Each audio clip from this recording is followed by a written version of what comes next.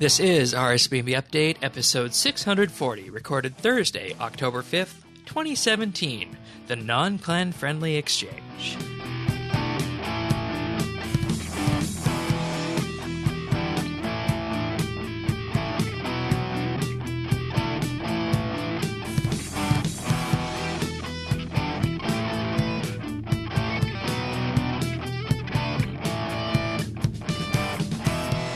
Hello everybody, and thank you for joining us for RSBANDB Update once again. The month of October has begun, and in addition to a new slate of RS updates and new RS discussion and potentially new decisions made by Jagex that you guys all want to hear our opinions about, we do have a new co-host this month.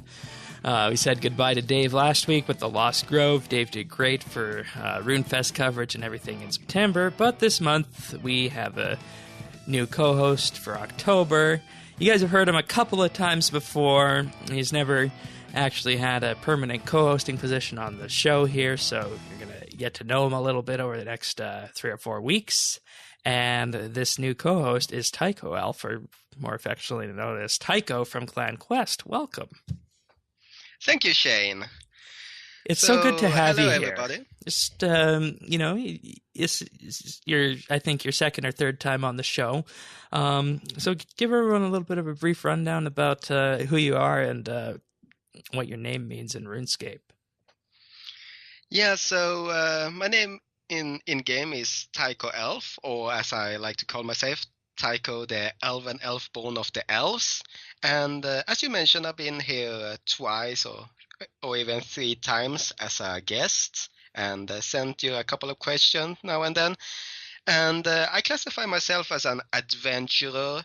In game, I have the Master Quest cape, and I had the Completionist cape before 120 Slayer came out, and I stopped at 110 at the moment, and very slowly going towards 120, but that's not my main goal at the moment.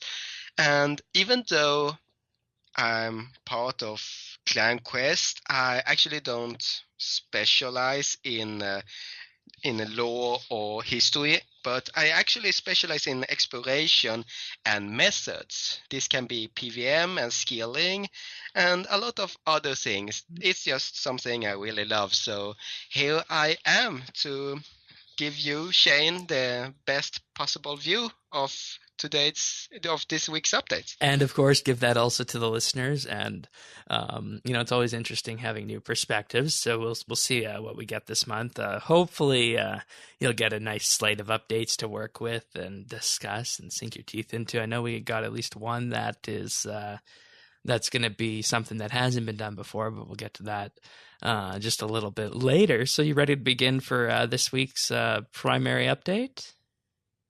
Oh, yes. So this week is called Customer Support Week and Gielinorian Giving 2. Customer Support Week, of course, is the week every year where Jagex wants to highlight ways you can keep your account safe and ensure that you're not going to get hacked or get scammed, and basically just remind everyone that you put all the time and effort in the world to maintaining your RS account. You should probably secure it. So there's a number of festivities going on this week, including the drop, which you can take part in Lumbridge. It's got unique customer support based and account security questions. There's also free XP and clue scrolls that you can get from Count Check in Lumbridge, and also extra keys on Treasure Hunter, 2 extra daily keys for whenever you log in. So giving people a reason to log in and take part in that. The clue scrolls, you get 2 caskets for whichever clue scroll you complete, but you need to be able to be fully protected to unlock the second one. And of course, that means bank pin and the RuneScape Authenticator. I assume you use both the bank pin and Authenticator, right? Oh, yes. I'm using them both, and I'm really happy about this. It happens once in a while, but giving out XP lamps, clue scroll, extra keys, everything, this is something I'm really happy about Jagex doing, rewarding players that protects what's theirs.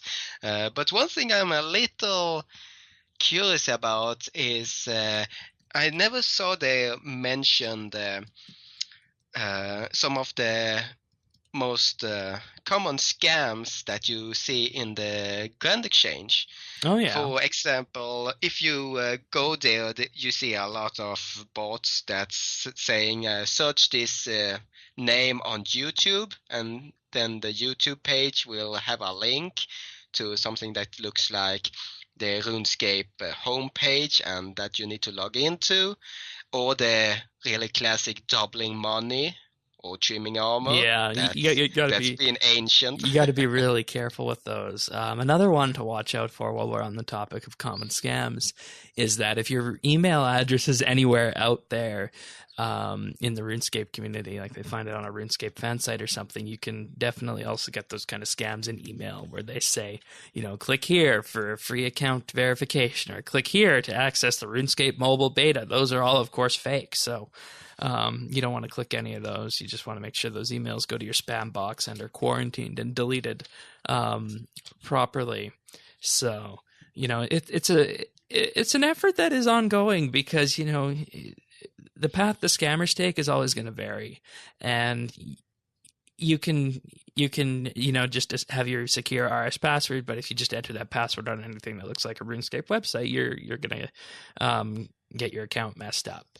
And that's actually a reason as to why the RuneScape Authenticator is such a good thing. Do you use RuneScape Authenticator with a smartphone, or how do you use it? Yeah, I use it with my Android. So whenever I log in, I just take it out of my pocket, enter the code, and whoops. And that's quite easy. I mean, some people think that it's quite a hassle, but there's really. Always the option of trusting the computer for 30 days.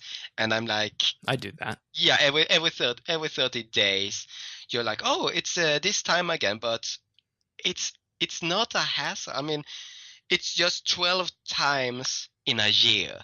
12 times. Yeah, Plus exactly. the times when you're somewhere else. For example, when I was at RuneFest, I tried to log in from one of their computers and, whoa, the Authenticator. So believe me, it makes your account secure. Yeah, and if you don't have a smartphone and you want to use Authenticator, you can still do that. There's a program out there called WinAuth. It works on Windows, and it basically lets you use the same protocol that you use for the Windows Authenticator. So you can just download WinAuth. It's an open source project, so it's been verified safe. You find it at winauth.com. So you download WinAuth and you just extract the zip file that has the WinAuth executable in it, and you just run WinAuth. And you say you're going to set up a new authentication token as a Google Authenticator. So in order to do this, you just go to your account center on the Jagex website and click Enable Now for the RuneScape Authenticator. And you'll be taken through the very simple 3-step process to enable it. So just click Setup Now. And then in there, you have a choice of either scanning a code, or there's a link that says can't scan this code. So if you click can't scan this code, you'll be given a special secret. So you then just copy and paste that secret and take it into WinAuth and add a new Google Authenticator, call it RuneScape, and then enter in the secret code.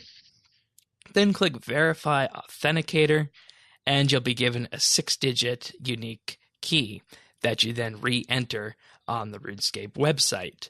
And then once you re-enter this code on the RuneScape website, Authenticator is now enabled for your account. And that's literally all there is to it. So you can do it mobile, or if you, for some reason, don't want to use your mobile phone and just want to have it on your computer, you can use this free application called WinAuth to accomplish this if you are running Windows. I'm not sure if there's any other options out there for the Mac, but I did have a look at this one for Windows because I think that's what the majority of you guys use out there is Windows. So WinAuth and RuneScape can definitely work together, and you can pair to create quite the secure RuneScape account, even if you don't have a mobile account. So you can take part in this Gielinorian Customer Support Week and Gielinorian Giving and get the double caskets for your clue scrolls, even if you don't have a mobile phone, which is something I think a lot of people are unaware of, is that, they say, I don't have a smartphone, so I can't run this Authenticator app. Well, it's not immediately apparent, but WinAuth allows you to do that, and there are other options out there to do this. So if you want to have Authenticator enabled and you play RuneScape on Windows, you can have it done for free. So it's at winauth.com. And if you're wanting to see a step-by-step version of this, just head on over to the YouTube version of the show at youtube.com/RSBANDB staff. We do have a quick little demo of how you can set up WinAuth for your RuneScape account. So that's something I always like to bring out at this time of year. So always nice to promote security like that. But clue scrolls. Did you get anything good from the customer support clue scrolls? Yeah, actually, because I did one today, and it ended just south of Lumbridge. Where you used to fish shrimps back in the days. How many years has it been since I fished there? Anyways, I fished there, and of course our fisher comes up and wants to offer me a 99 account in all skills. And I'm like, if you look at my stats, I'm clearly above 99 in several of them. So this wasn't a smart fisher, and I'm just told him to take a hike. So I got 2 caskets out of that.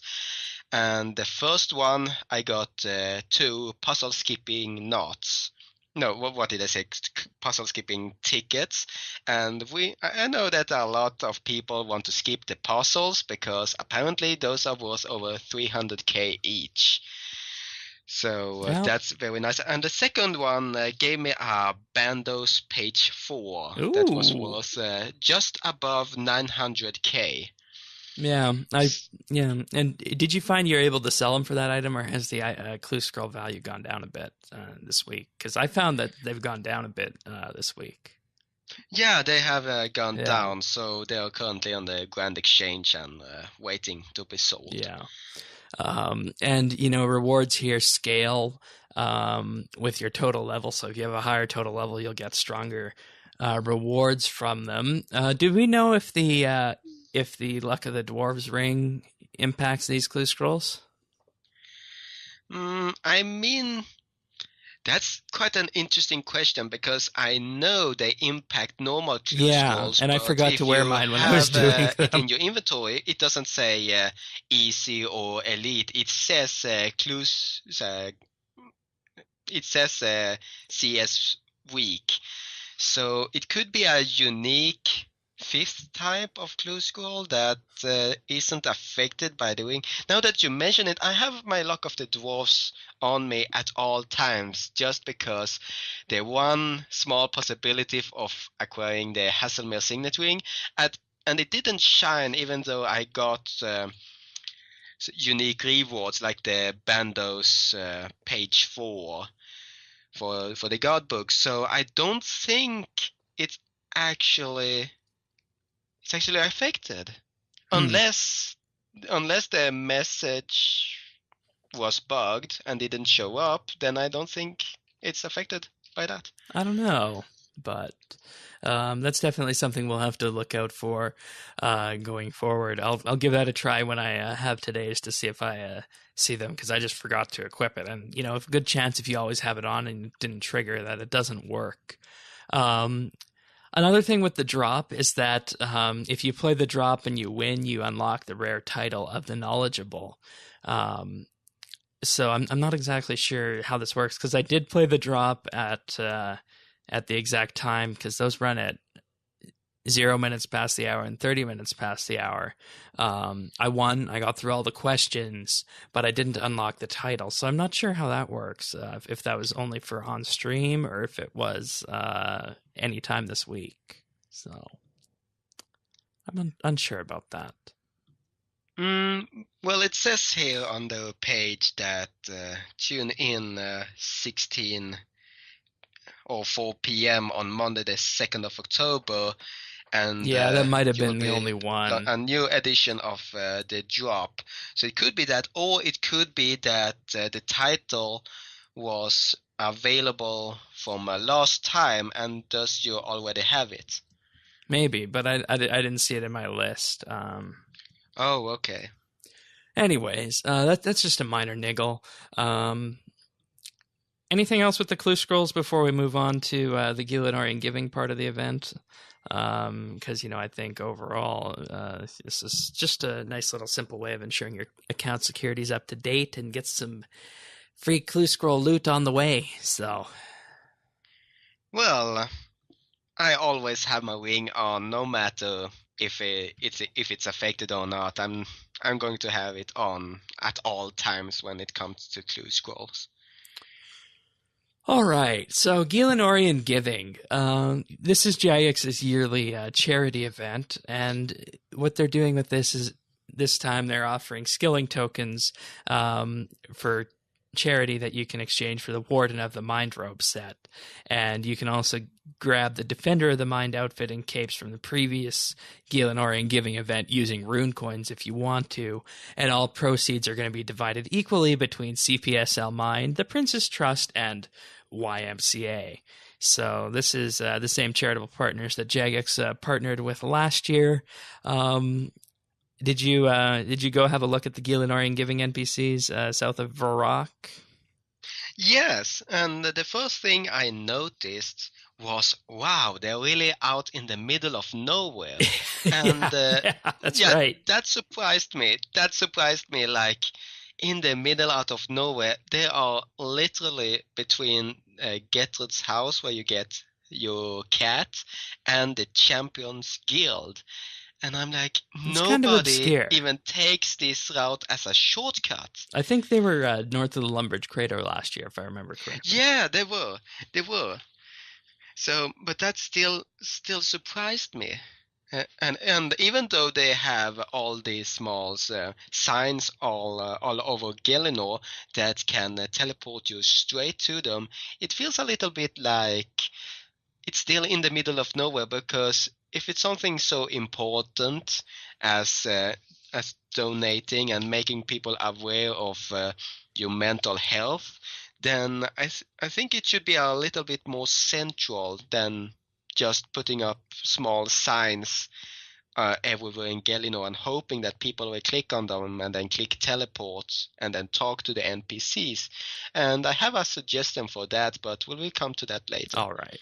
So the YMCA is focused on supporting young people to feel safe and happy, and what they do with this is they focus around mental health, and this is of course why Jagex has teamed up with them. Everything we're seeing here is a mental health awareness, and basically the sense I got from this is that the YMCA is the most generalist charity here, and they're just out here sharing knowledge about mental health and mental health awareness with Jagex. The next we have is the Princess Trust, and what the Princess Trust is for is once again focused on mental health, but what they're also doing with this is that they are working to improve young people's mental health to help them into work, because they feel obviously that a job is one of the best things that can happen for someone who is struggling with mental health. And obviously, if they can get them past or improve their mental health, they're going to be able to be more effective and be able to get the jobs that they want. And one really interesting thing with all this here is that you can talk to any of these, and they give you a way to talk about your own mental health and see how can this charity help me if I did actually need that. But the next is CPSL Mind, and basically what they want to do with this one is raise awareness of mental health issues and have more people talk about these mental health issues and ensure that people are aware of their Stop Suicide campaign. And that is what CPSL Mind is working on this year. So as you can see here, overall, 3 very good charities for mental health awareness. And it's always nice when Jagex does a charitable event like this. So all in all, I think grade A update for Jagex, but we'll talk a bit more about the actual charitable event later. I believe we have a question on that. Anything else on the Gielinorian Giving NPCs? Well, not the NPCs, but I actually saw that these the partners of Jagex actually were at RuneFest this year, and they were just beside the RS on mobile on the second floor on the Battlesea Evolution. And it was a bit sad that there were so many on playing on the mobiles and basically nobody talking with them. So it was a bit sad, but one question that now comes up to mind is if the people that were there, if that's their NPCs that's in the game, because we know that Andrew, Paul, and Iron Gower have been made to NPCs Right. in the Gower quest. So that could be a possibility. Yeah. Let's see. They're named Cat. YMCA representative is named Cat. The one for CPSL Trust is named. Let's see. What's his name? If we get through this next chat here. Sorry, her name is Laura. So Cat, Laura, and let's see who we got for the Princess Trust here. Zoed. Okay. That might be that. I don't know if those sound Gielinorian or if they sound real world names, but interesting observation there, Tycho. Thank you. All right. Let's see. What have we got next here on the docket? Moving on past that, Jagex did update the Grand Exchange regarding the poll that they took back in February, reducing the number of booths in the Varrock Grand Exchange from 4 to 1. Boy, that'd be interesting if there was a Grand Exchange in Falador, wouldn't it?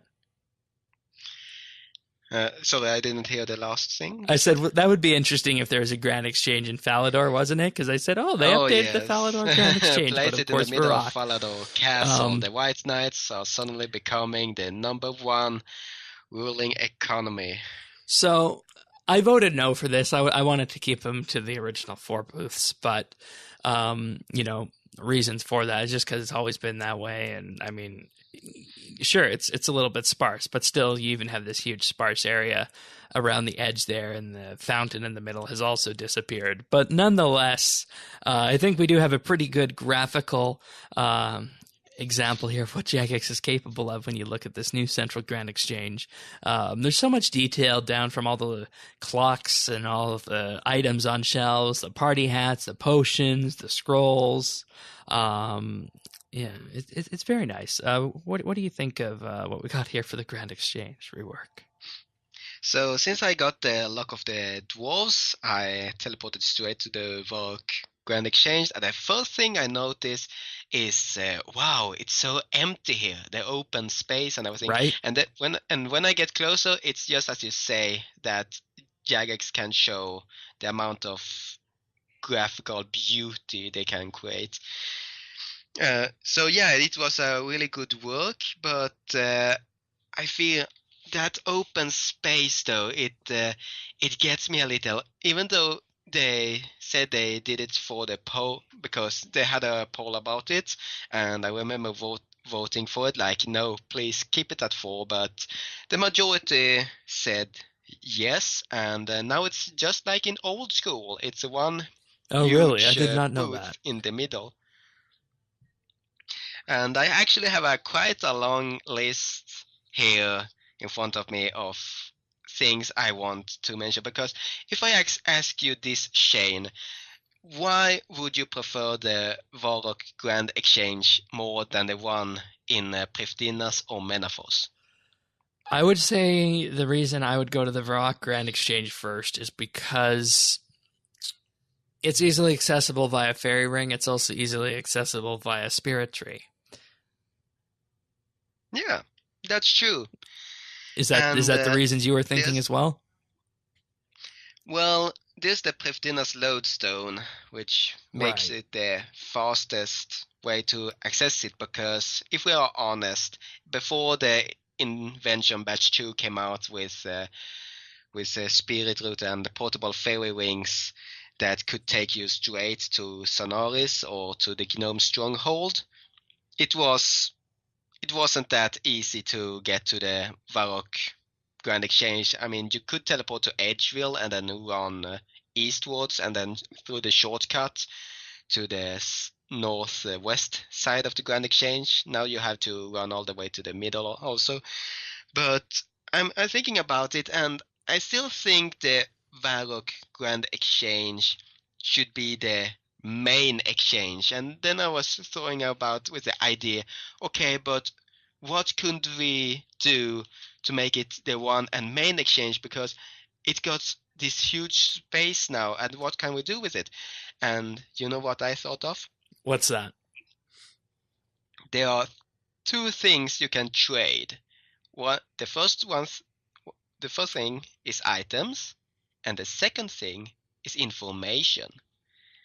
So what you could do is that you add NPCs there that already exist in game to the Grand Exchange and make it not only a trade for items but for information. If we already look at it, there are already NPCs that tells you the prices of herbs, logs, runes, combat items, Which are and kind of all useless kinds of when you stuff. think about it. So that's one thing, but I think they should take it a bit further, like circus barkers that tells you where the current location is, and the trial announcers, and a teleport to the Gielinorian giving. And you know what I noticed when So thinking about that? basically, it sounds like what you're suggesting is they should add some more amenities, kind of like what we have at the Prif GE, right? Well, yes. Well, yes, and I actually noticed that the trial announcer and the circus barker are just on the south entrance of the Grand Exchange, and I'm like, what are they doing out there? There's nobody standing at the entrance of a Grand Exchange. They're all in it, so they should move that to the middle. And when thinking about it, well, what more kind of information do people want, and what have people lost with the one unified Grand Exchange? And I can tell you one thing, that there are actually some things that are banned in the Varrock Grand Exchange, and that is summoning familiars and placing vexillums, clan vexillums. Oh, now that's So, interesting. so I did an experiment. So normally you can only place the vexillum on the grass path that's on the very edges, and that was okay when you had 4 booths in the corners. But now that you have the booth in the middle, guess how far it was. I mean, I tried to get as closest as I could. Guess how far it was between the booth and my Vex. 20 steps. Actually, it's not that far, but it was still 11 steps. So you can stand at the booth and do a surge, and then take another step before you can reach my Vex. And that's as close as I could get. And that's a little bit sad for those who want to do clan recruitment. So I actually should suggest that they should put Vexillum stands around the central booth, so clans can put their Vexes there. Have you seen the clan Vex holders in Birth Hope? Yeah. Yeah, that's just what it does, but nobody is standing there and waiting for somebody to put a clan Vex there, because, I mean, even if you're in World 2, the Birth Hope, that is a skilling world, it's still too far off, and people much rather put them directly or next to the bank instead of going over there and putting them in the Vexillum stands, even though the Vexillum stands actually have one nice feature, and that is if you put a Vex there, or several, then the big flag that normally only says RS will actually change to the clan flag. Oh, so basically what you're thinking is that we could have a Clan Quest owned Grand Exchange if we all started using the World 66 GE and they had a feature like this. Yeah, I mean, that's actually quite an idea. I mean, imagine putting that flag on top of the current Grand Exchange. That would definitely give people a reason to use the Varrock Grand Exchange. The Vexillums. Yeah. And then, so that's one thing about exchanging, not only exchanging items, but also information. because So maybe what it should also Mhm. do is it should become the clan recruitment hub. Yeah, yeah. So I think that actually by making it one booth, it become a little bit less social for the clans, and I still feel this empty area even though I went to World 2 and checked out, okay, how do people react to this? And oh, and another thing I want to mention is that the reach for the grand if you want to trade something or bank is actually short. You have to stand just next to Yep. the booth. You can't stand Yep. two It's or not like the three Perf one spaces away, where you and can be a that's little a bit bit further away. sad. Yeah. So there are actually three groups that I see there. Number one are those banking, and those are just packed in just next to the booth.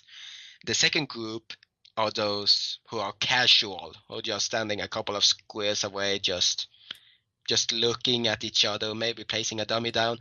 And then the third group are the rich people who's still standing in the southwest corner with their party hats and everything and talking about rich people's problems. Rich people's problems. Yeah. I think if it came down to it and they redid the Grand Exchange to be exactly like you outlined here, I could definitely get behind that. So I like your ideas on this.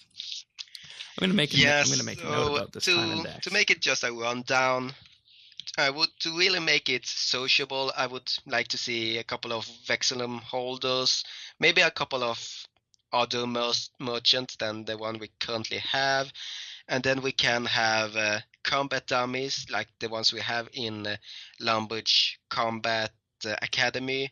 We can have a challenge mistress, maybe. Maybe that's too far-fetched, but we could also have the NPC skill tutors, god and missionaries, maybe a gnome ball, the Farouk game items, or introduction to other mini games, or the mini game spotlight, or somebody dealing out newcomer maps. We can even put the event notice boards for clans there, or even low NPCs, and so much more. I mean, anything that doesn't involve skilling, like anvils or any portable extenders or anything, but that's just pure information, and people come because they know that the latest news is there at the Varrock GE. All right, so there is one other little thing this week that is a bit of a area of contention here. They're calling it Lootescapes, and this is an effort by Jagex to get more people to watch the live streams. And what you can do is for the month of October, you're going to get a brand new item if you watch any of the live streams in October. For October, you'll get the Twitching Orb Pet. So basically, if you watch any of the live streams in October, you'll be given a code after you connect your RuneScape account to your Twitch account and tune into the Tuesday live stream. And then you'll be able to get this new pet in RuneScape. So what do you think of this, giving pets out and items out to watch streams on Twitch? I was a little skeptical because the first thing I thought was, oh, come on, there will always be this one guy who's kind enough to write down the code or anything and just give it to the rest of the world. But when looking more into it, it seems that they cover that by making it more personal, like personal codes. And I actually saw the twitching orb, and the funny thing about it is when you examine it, it's just like a boss kill counter that this person has watched this number of live streams. So and it's that's actually quite funny. Yeah, it's not actually a code, it's actually a link. So you have to link your RuneScape account and Twitch account so it knows when you're watching. Yeah, exactly. So that's what they meant with when they commented that you only need to watch 1 minute of it, and so yeah, there's that. But the thing about live streams is that information is power. That's why they always run the joke panic sell once when they are watching the live streams, because when they announced that Fletching was going to be put free to play, well, guess what the very first thing they did? Panic sell ones.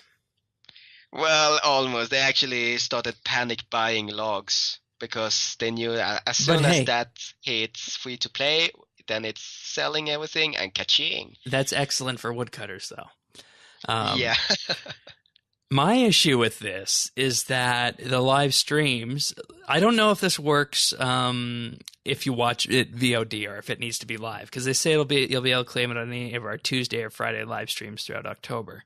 But the thing is that Tuesday and Friday live streams take place at 1600 UTC game time, which isn't accessible for most people on the other side of the world. So there's that issue. And I mean, it just doesn't seem fair to gate that kind of content behind a live stream that's going to be held on those days at Jagex time. So that's a very good point. Yeah. I mean, if they were VOD, if you could watch the VOD, I think we would have no problem. Yeah. If you could watch the Sunday live stream, which happens at 1900 UTC, that might be a bit better.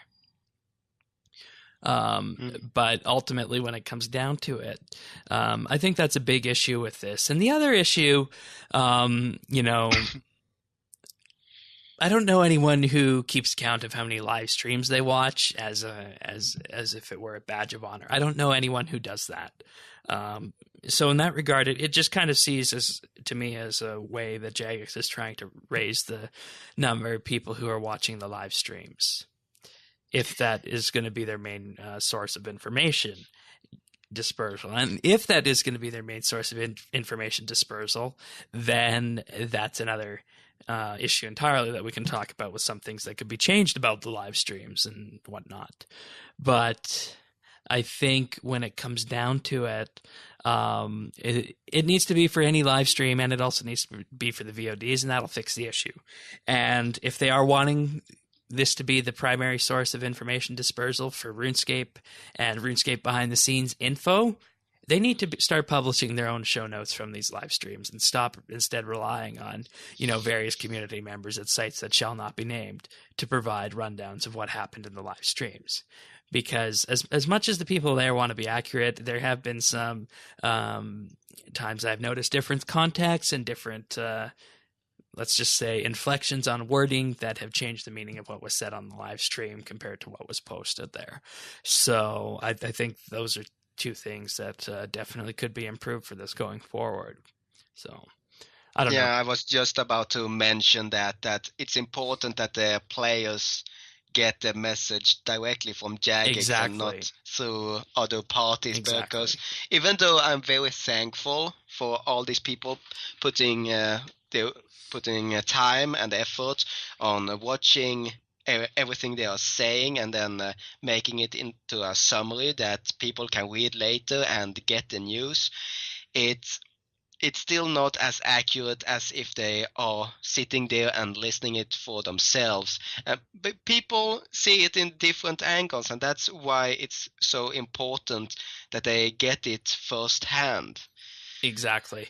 And, a prime example here is with this podcast in our show notes. We got our full show notes at update.rsbnb.com. And when the show goes out, we publish the actual Google Doc that we have used to build the show. So everything we have here is made public. And Tycho, you can attest to this now. Whenever we're producing the show, we start the day after the show is released. We start off with a huge spreadsheet. We started doing the spreadsheet mechanic this year because I wanted help, and previously it was just me doing this. So I moved it to a spreadsheet where we have a collection of people, our producers of RSBANDBupdate and hosts, who can just submit information for the show.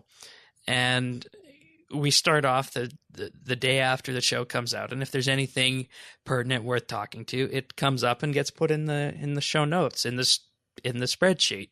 And then when it's showtime, we copy and paste the stuff we want to talk about from the spreadsheet into an actual Google Doc.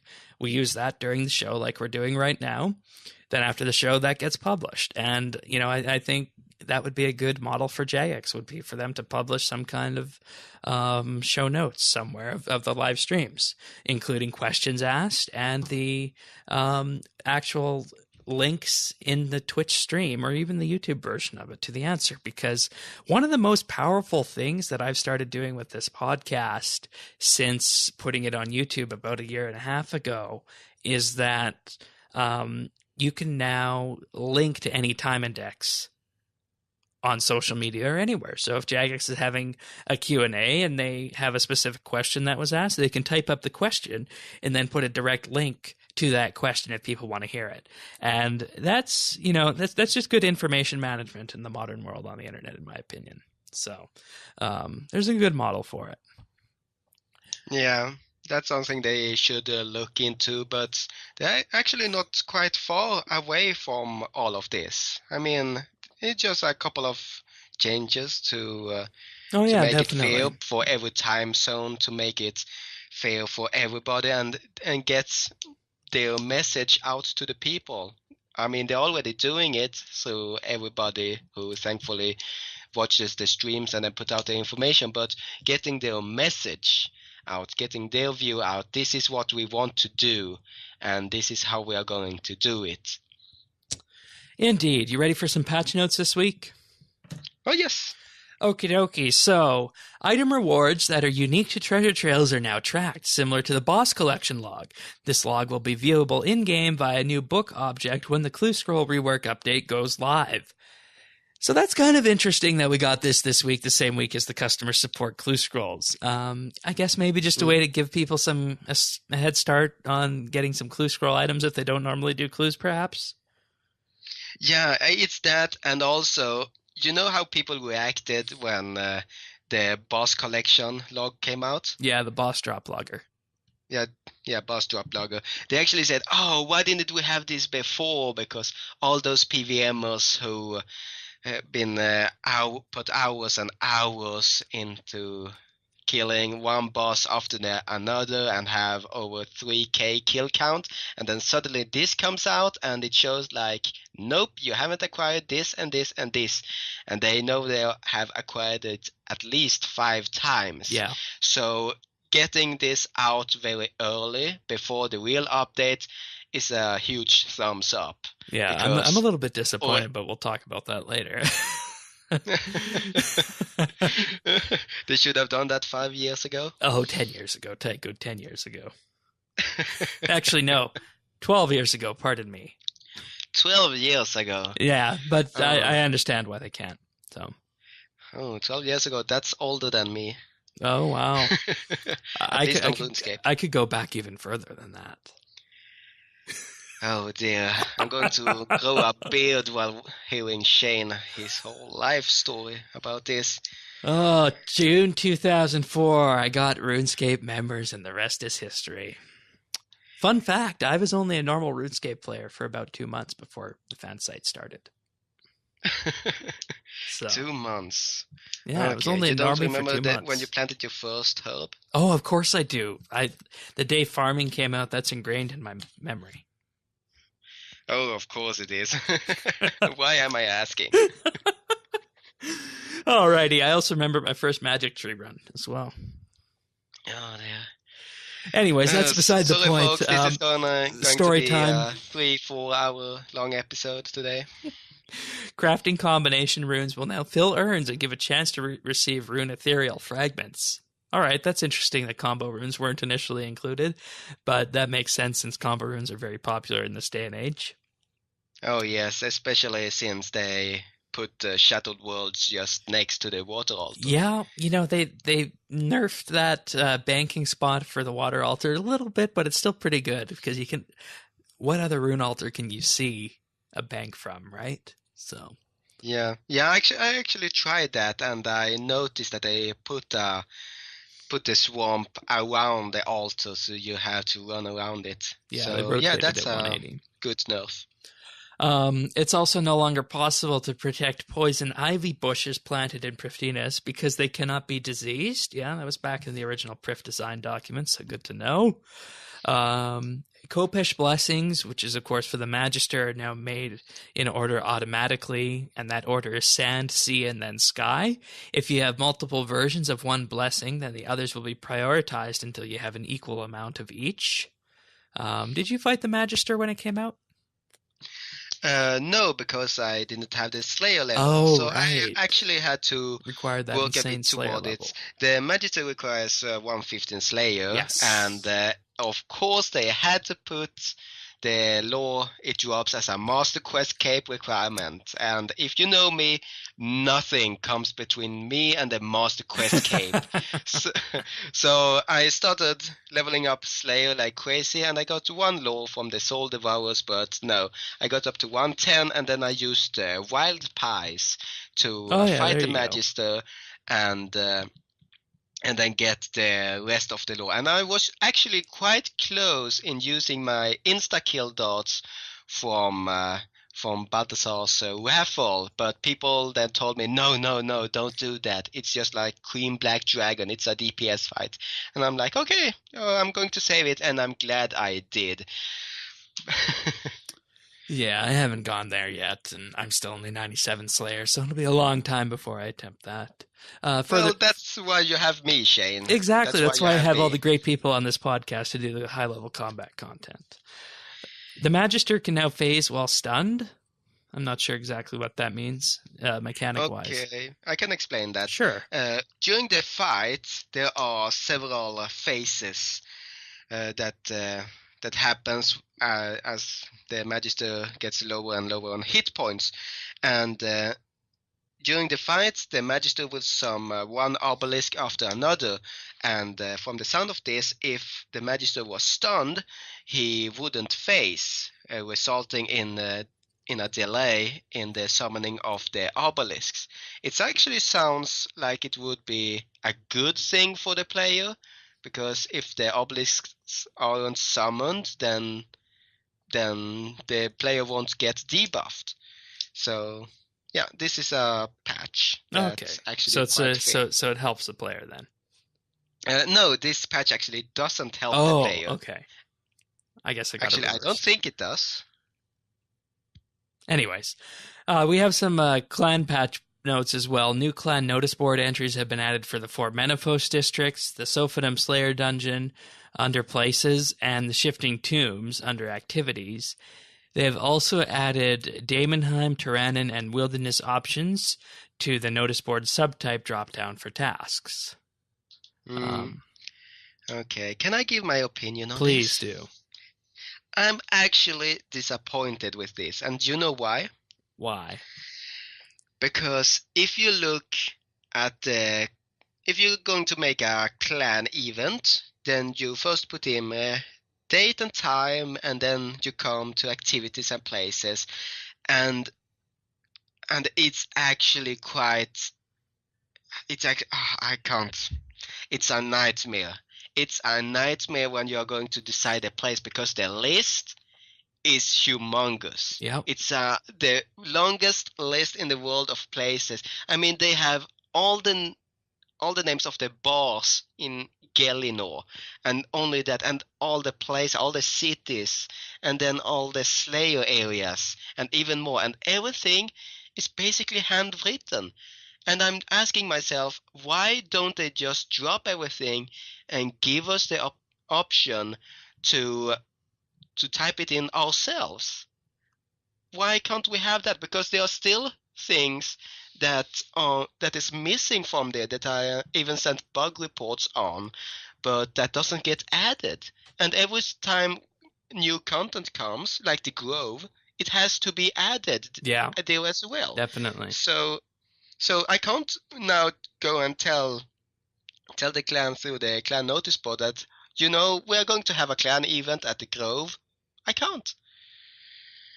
So actually, I'm a little bit disappointed that they're still putting energy into this and just give us the option to enter the location ourselves. And even the activities, that will make such a huge contribution towards clans. Yeah, and I mean, this has to be a design decision from when they first made this system, because it's going to be a lot easier internally to hold a set list of places and, activities rather than just storing whatever a user enters, because that takes space, and that also requires, input to be checked for profanity and whatnot, and they would have to apply the filter to it.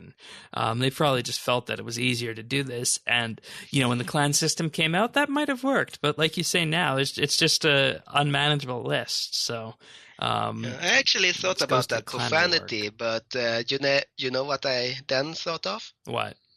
If somebody in the clan who's hosting events is writing profanity, why is he still in the clan? Very good question. Very good question. Anyways. Yeah, so let the clans handle it. Yeah, I agree. Using a prawn or golden cracker on another player will now open all crackers in a player's inventory. Okay, good to know. The canoe interface has been updated to be more consistent with other menus within the game, which, makes sense because the canoe it's very, very old. Gielinorian creatures now display their weakness on the Slayer counter they didn't before. And here's a loadstones one this week. Lodestones can now be dragged onto the action bar and activated as a quick teleport. Oh, rune crafters are gonna be very happy about this. Definitely. And so, my circus trapeze act. There's a little glitch when this came out. This patch note made it so that this was the only way to activate lodestones. If you opened up the lodestone interface after the patch came out, it wouldn't work. You would have to drag the teleport to your action bar and press it there in order to actually use the lodestone teleport. So that was broken for a little while after the update. And, it took a while to figure out that if you drag it to the patch note or to the action bar, you'll end up actually teleporting. And, oh boy, that was certainly interesting to see everyone trying to get around without their lodestones, right? Oh yeah, getting back to old school. Yeah, like what's the quickest way to priff if you have no lodestone? I mean, the number one teleport that I actually use to priff instead of the lodestone system is the clan Vex, because it teleports you to any portal that takes you to the clan citadel. Oh. And if you have unlocked priff dinners, it actually takes you beside the lodestone, just beside the Diamond Helm and the ports portal, and it's much faster, and it doesn't require a quick teleport charge. So there's always something I have in my inventory, and that is just a very quick way to get to priff dinners. All right. My first method after this broke was to cabbage port and then use the spirit tree. Oh. Yeah. That works, or the quiver. Yeah, the quiver. I should do that task set. Okay. Anyways, there's the patch notes for the week. You ready to move on to something that Mod Timbo has given us? Oh, Mod Timbo. Oh, I met him at RuneFest. Yeah, there was quite the photo of you two on social media that day. Mod Timbo and Hasselmere. Oh, I love that beard. But it really felt when I had to rip it off. Like, it was glued to my face, actually. I never thought it was be so painful. Well, sometimes you got to have pain if you want to look good, right? So, yes. They have revealed, Montimbo has revealed drop rates for Nex Angel of Death and Telos. So this is part of an ongoing transparency project that Mod Timbo has regarding drop rates. So here we are. Next, Angel of Death. Chance was 7 people. So the chance will decrease massively if there are more than the intended group size in the fight, they say. So if you have 7 people in your next Angel of Death group, you're going to have a 1 in 1,000 chance for a unique item like Wand of the Praesol or Imperium Core. A 1 in a 250 chance for the Praesol Codex, only if you failed the unique roll, and a 1 in 5,000 chance for an intricate chest. So, as you can see here, 1 out of 250 chance to get the lore book. The Praesol Codex. Or the Praesol Codex is the lore book, right? No. What am I saying? No. the law book is guaranteed if you are within those 7 people, but the Appraisal Codex is the one that's for that the unlocks the 99 prayer curses. The one that was quite a discussion about if they were worth it or not. But there was like, what was the last time there were? 700 million, I think there were. Yeah, around there, according to the GE. That's not too bad for a 1 out of 250 drop chance. No, that's actually not. So that certainly brings dinner to the table for every PVM group. And this makes me quite happy about Modtimbo releasing this. Because PVMers, well, of course, no surprise, they want their drops. So here we see an example of 7 people and with 8+ people that we will come to in a moment.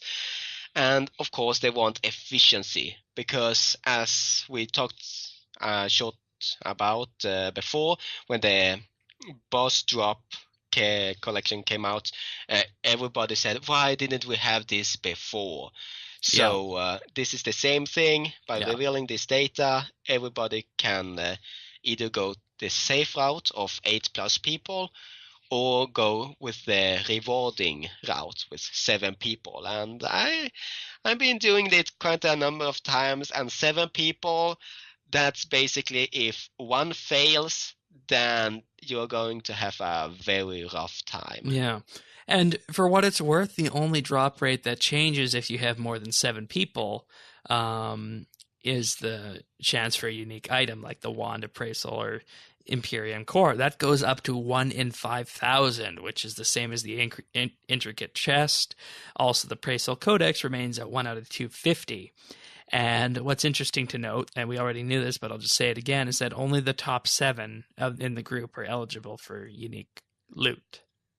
So yes, there will be a lower chance, but they will still have the chance to get a wand. The one thing that brings dinner on the table, or as I like to call it, lobster on a silver platter. Yeah, or even the Codex would be good, and that's only 1 in 250. So that's actually not too bad, I think.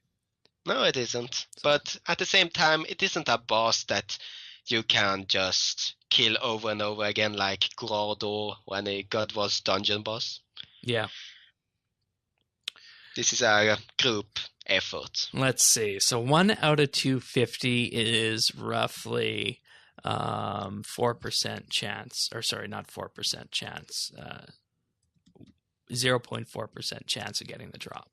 So what this means then, if we do some quick math here, so go, how did I do that? What was I doing? So you were counting on how many kills we need to do to get 1 codex. So if you wanted 1 codex, you would have a 30% chance of getting it after 300 kills. Okay. After 500 kills, you would have a 30% chance of not getting it after 300 kills. You would have a 13% chance of not getting it after 500 kills. So as you can see here, if you want let's see. Yeah, if you want about a 50-50 chance of getting it, you need to kill next AOD around 170 times. Then I should consider myself very lucky because my team have gotten 2 codex and 1 wand, and I've done 56 kills. Yeah, that's pretty good then. So you said 56 kills? Yes. So you had a 79% chance of not getting it. Oh, well, it was my team, so I actually haven't got a rare drop personally, but with my team, if one gets the drop, we are sharing it equally. Of course. And, this is assuming fair randomness, and, it could be different, but that's just a general way of doing a binomial distribution on that. So, yeah. All right, so moving on to Telos. When you loot Telos, your current streak and enrage that you fought Telos at has an impact on your chance of looting items, and the higher your streak or the higher your enrage, you have a greater chance of getting a unique item. However, at under 100 enrage, you have a 1 out of 10 chance, 1 out of 10 worst chance for unique items, and under 25 enrage, that chance is further reduced by 1/3.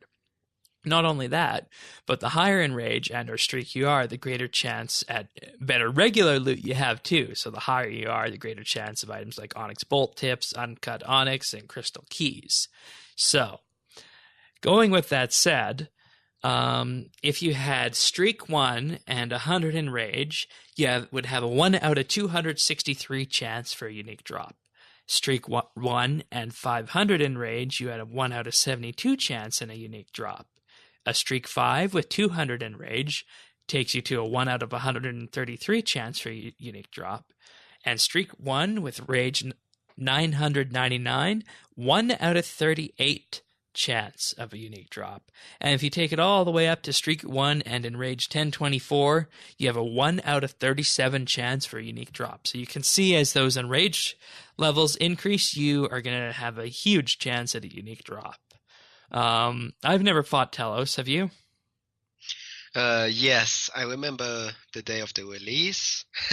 I think I died over 50 times in practice mode, and this was before I entered the era of what I called my bossing, the chapter of Taiko bossing, because I'm mainly an adventurer and explore everything, but so bossing isn't really my main thing, but yeah, I've been trying Telos, and I actually haven't gotten up to 100 enrage, so I can't say it's one boss that I'm very experienced with. Okay. So if you do roll a unique drop, that further breaks down into chances for other drops that are on this unique table. So if you get a unique drop, you have a 75 out of 115 chance for an Anima Orb, a 10 out of 115 chance for the Dormant Saren Godbow, 10 out of 115 also for the Dormant Staff of Sliske, and 10 out of 115 for the Dormant Zaros Godsword, and also 10 out of 115 for the Reprisal Ability Codex, sorry. So, there's our drops for Telos. I don't know if this is going to make people more likely to fight or less likely to fight. What do you think? I don't think it will make them fight more, but I think that the ones who are currently fighting will change their tactic, because this is the answer they have been looking for. I mean, there are always people saying that it's better with a very long streak, and others saying no, it's the enrage. And here's the answer they all been waiting for. It's the enrage. So now they can actually choose. Some people will go with longer streaks, and some will go with higher enrage.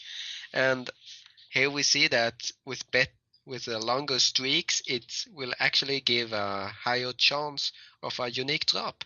Yeah, and Timbo also says that, quote, due to the sensitive nature and volatility of Telos' drops, we won't be revealing the full formula in which Telos determines their unique drops, but instead give a few examples to demonstrate how it works.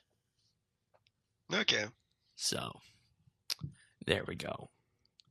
And also on this, just a bit of an addendum, Mod Timbo has said that if people want detailed drops of lesser items on these drops that are going to be done, they will be provided. So a question out there to everyone is, do you want the detailed drops of secondaries on things like AOD, Telos, and any of the other creatures that Mod Timbo will be covering? If you do, tweet at JagXTimbo and he will hear you and see what needs to be said about this. He's very open to hearing what the community says on matters like this. So, don't be shy. Make your voice heard. Yeah, exactly.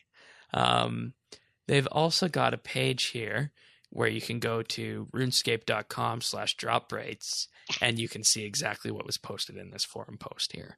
So they will be publishing this on the RuneScape website. So that is that is once again some good information. So.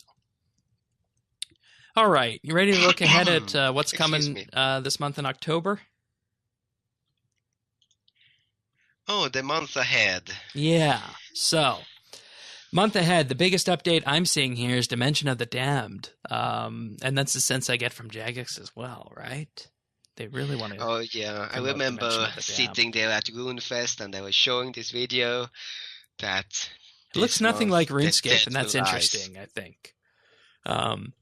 So we know Dimension of the Damned is arriving on October 16th, and it's focused around the Falador area, and the way it's going to work is you're going to get a brand new maxed account, and combat, crafting, and cooperation, they say, are the focus in this 2-week zombie fest.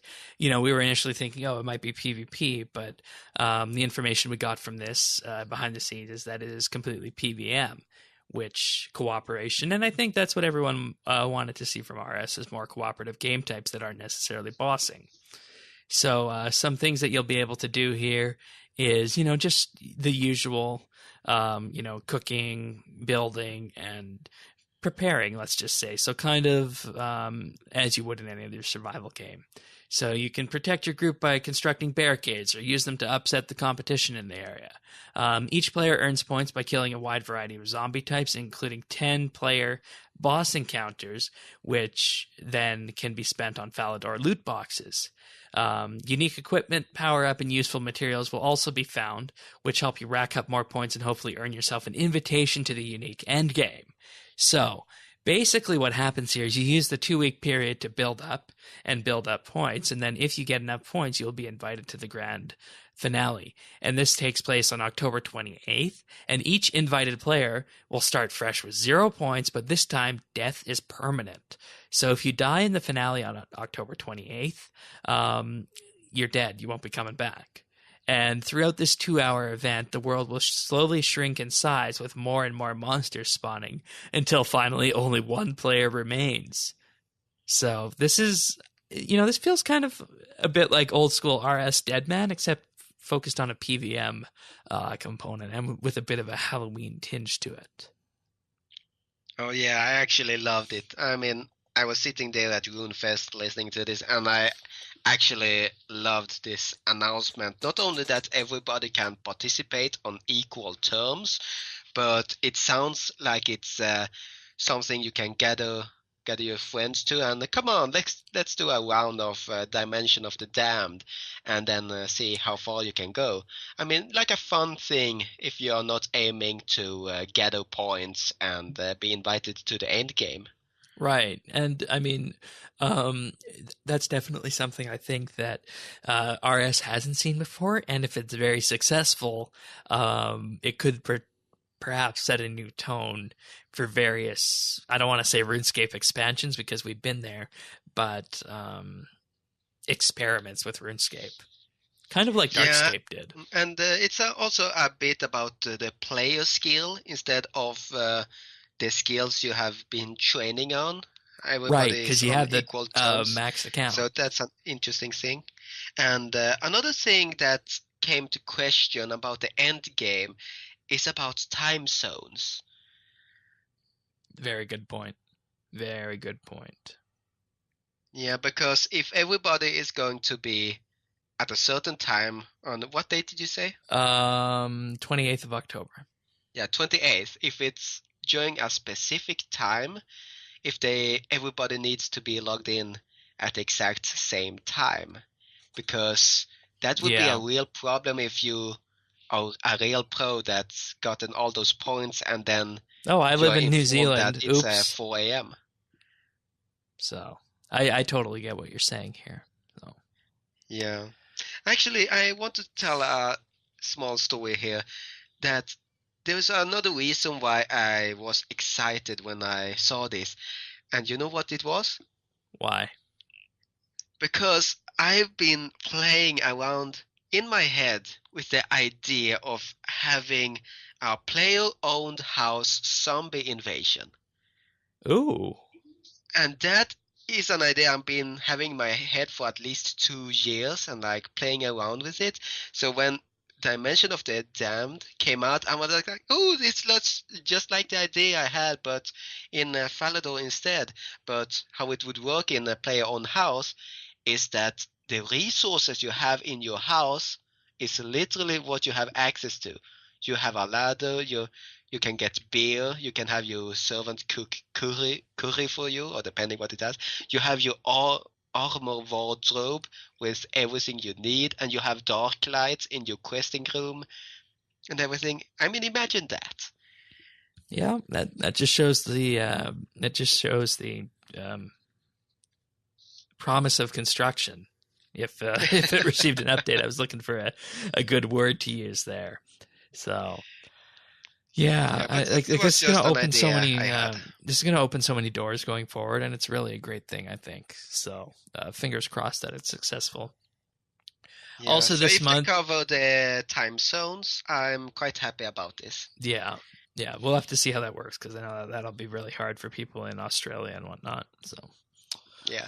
Okay, so focusing in on this, they're adding new free-to-play content this month, including the Fletching Skill, 2 D&Ds, 7 quests, the Warriors Guild, craftable offhands, crossbows, and more places to explore. So basically, they're referring to the areas to the east of Varrock, but not the dig site quest.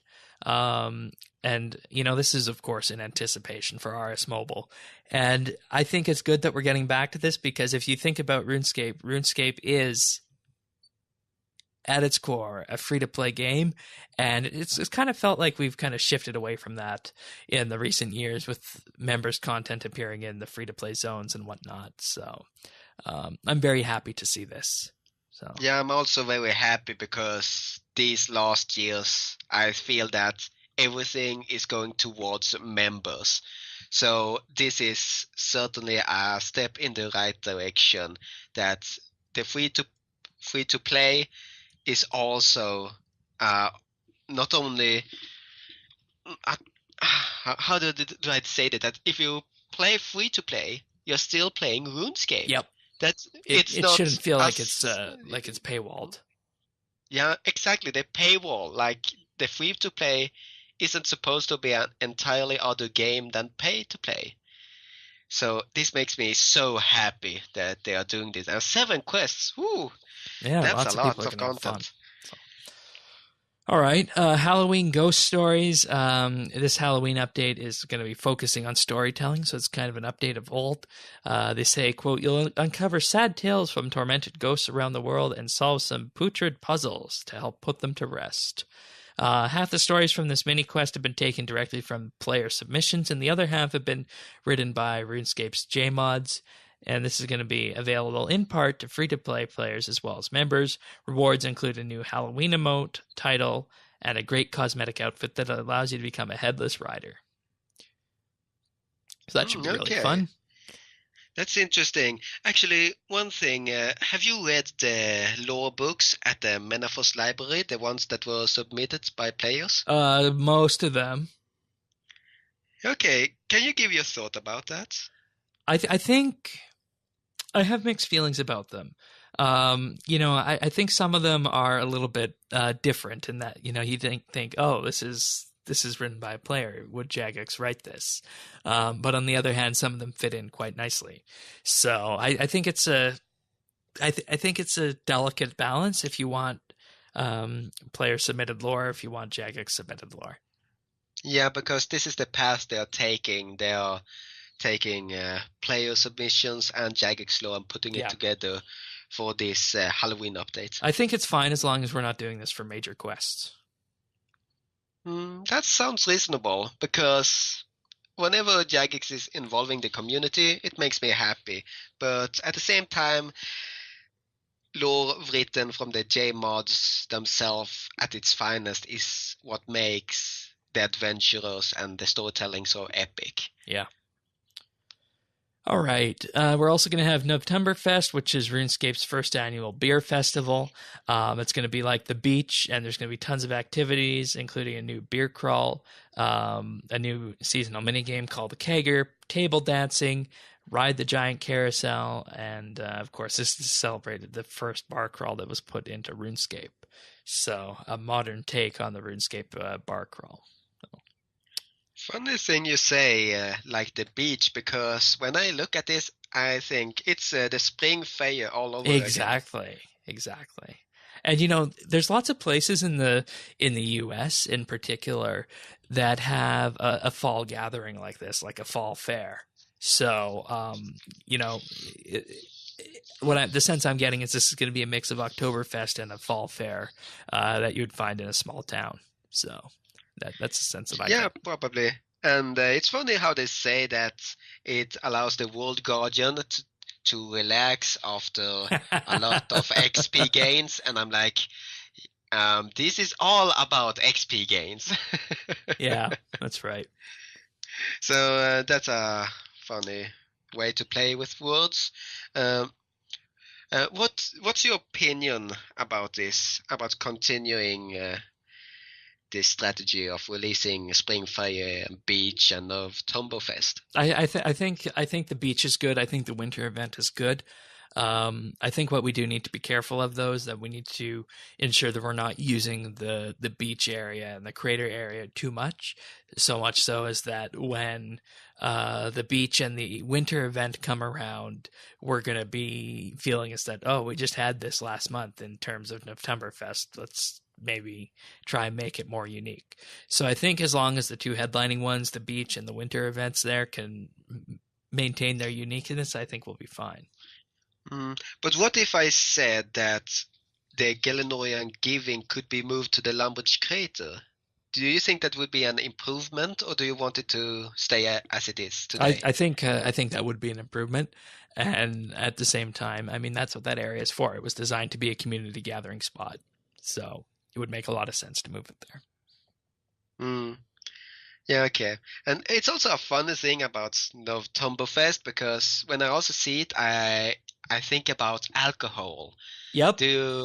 Yep. What do you think about that?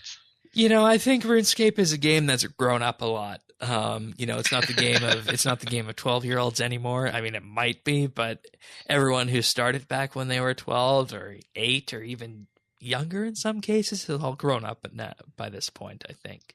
So I initially had that thing cross my mind as well, and it's not going to be outright promoting alcoholism or anything like that. And when you look at it, also we did have a dwarven bar crawl way back in 2005 as well. So that one. So that's fine. So, I mean, yeah, that also did run across my head. You're just on my wavelength today. Yeah, I'm a little bit stuck on that because, well, we both have been in RuneScape for ages. So we have been growing up with this, that RuneScape started for 12-year-olds. Well, I think at least it started that way, and it's been growing up. Actually, it's just that taking these steps still makes me a bit off balance. That, well, I'm actually not drinking, and I'm the only student in my university, only male student, should I say, in my university who's not drinking. So whenever I see this promotion for beer or anything, I'm a little bit surprised. Yep, same. Totally get that. Totally get that, Tycho. Totally get that. But that's something I can say, that no, I'm not drinking. No, it's not that I'm taking a 3-month vacation from the beer or having what we call the memory cleaning parties. Like, you just finished your latest exam and now it's time to forget everything. Oh boy, for the new one. Yeah, you don't want to do that. That's definitely a health issue for a lot of people. So don't do that. Well, we might be preaching issue. A bit to our various values here, but we promise we won't do that every week. Oh dear, I can promise that to everybody listening right here, right now. Let's move on to questions. So we got 2 of them this week. One from Parnassius. It's an audio question, so I'll play that for you guys right now.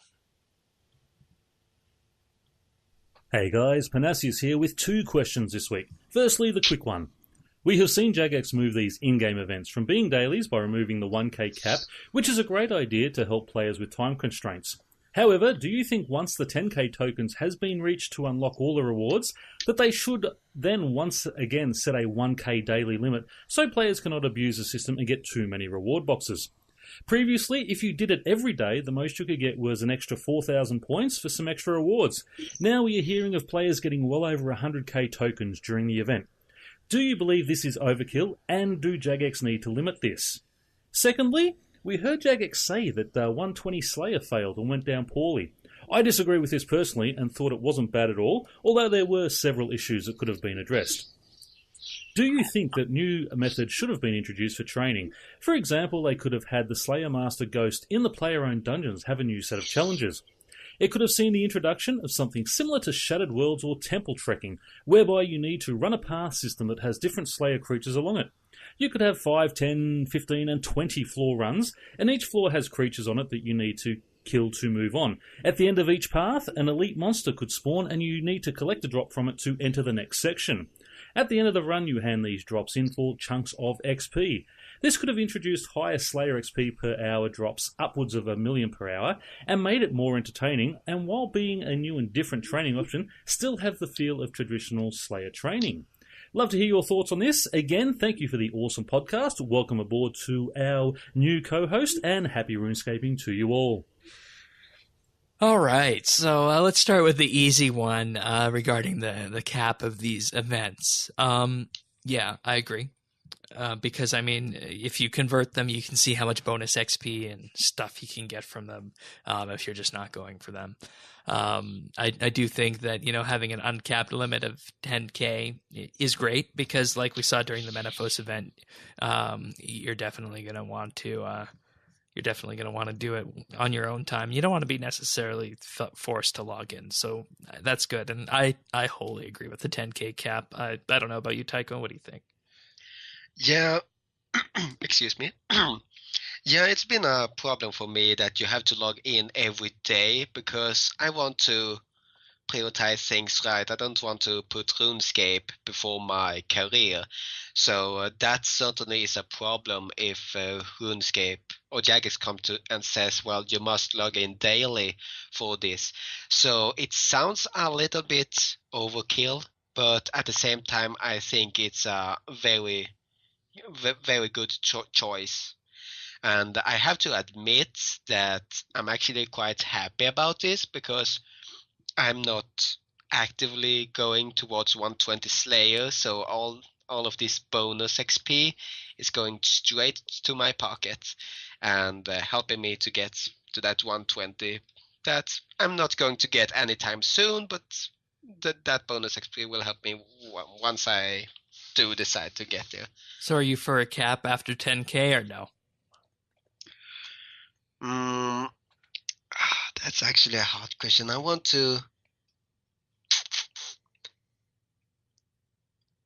No, I'm going with all no. right. I'm going to be for a cap after 10k, and I mean I can see your reasons as well, but I think we maintain the novelty of the event if we do keep the cap in. So that's my reasoning for it. Okay. 120 Slayer. Jagex said it didn't go down well.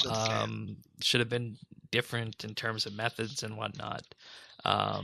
Yeah, totally agree with that. And I think the Be Your Own Slayer Master would be great.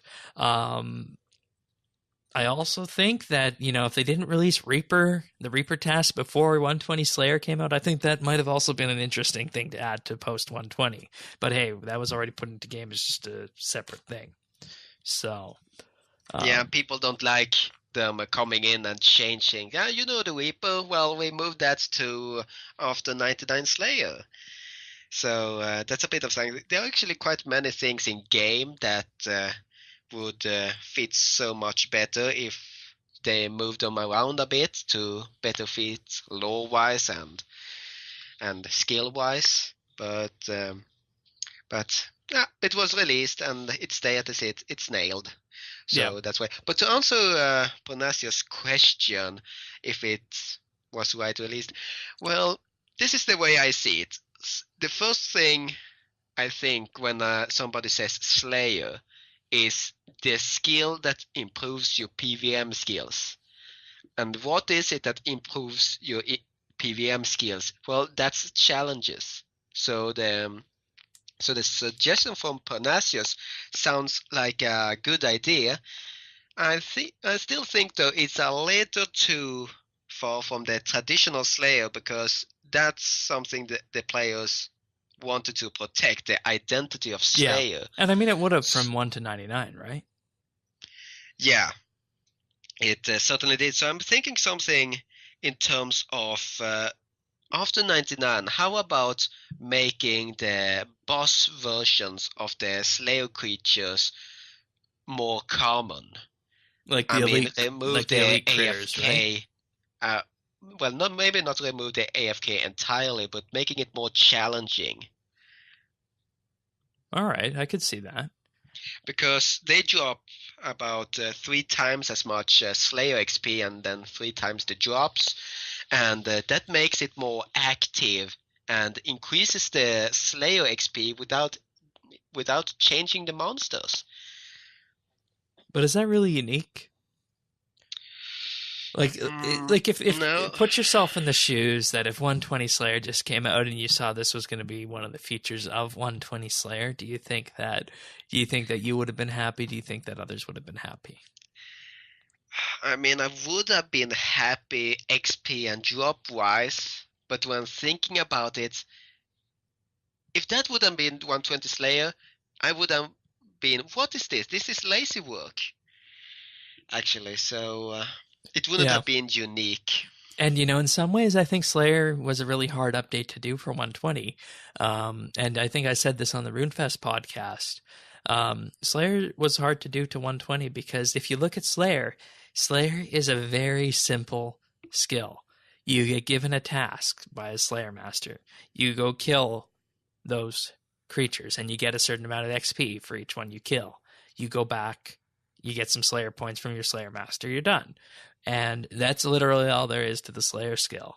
And it works. It's nice and simple. It's a skill that people love. Now, asking to expand that to 120, sure, we can just say, okay, we're going to level 120 now. We're going to add some new Slayer creatures along the way, and they're going to have some unique mechanics, and they're going to be pretty interesting. You can do that. But I think for the essence of 120 skills that was talked about at RuneFest, in that the skill should be fundamentally different after you cross that 99 threshold, and that, you're a master, you're a Slayer Master, right? So if you're a Slayer Master, why are you being still asked to kill 200 plus dark beasts, right? Yeah. And that's, I think, where the problem with 120 Slayer comes in, is that it's so simple that you're a Slayer Master at level 99 that the original method of Slayer pre-99 and extending that to past 99 doesn't really make sense just because you're a Master. And because of that, I think that it was a poor decision to do that for the first 120 expansion beyond 99. So they might have gone better with something else. But with that being said, they needed space to add new monsters. And I think when 120 Slayer was being designed, that was the core reason why they said they're going to 120, is because, we're going to add these new monsters and there's going to be unique mechanics of them. And for what it's worth, we did get that unique mechanic in the Sophonim Slayer dungeon with the way the drops work, right? So, oh, yes, we did. I think maybe if we would have had a little bit more of that on release, a little bit more of those unique mechanics, it might have been different. If it would have had the Be Your Own Slayer Master as well, I think they would have hit the nail on the head with that. So, but it's a learning experience going forward. And at this point, hey, everyone likes Slayer, so make the most of it and put some new creatures in, and you get something like the Grove, right? Oh, yes. So. Thank you, Parnasius. Our next one is from Flash. Dear host, since the rewards of Customer Support Week is an additional casket from Clue Scrolls, I thought it would be fitting to ask you guys, what is the best reward you've ever received from treasure trails that you can recall?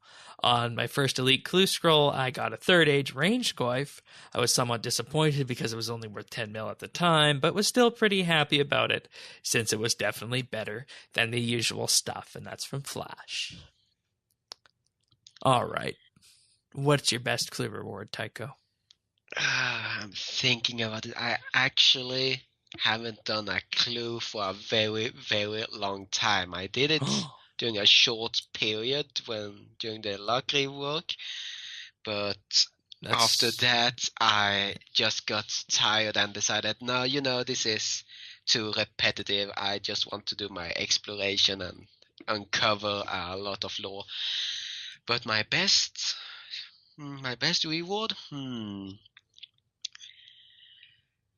I can't say I've been lucky in treasure trails.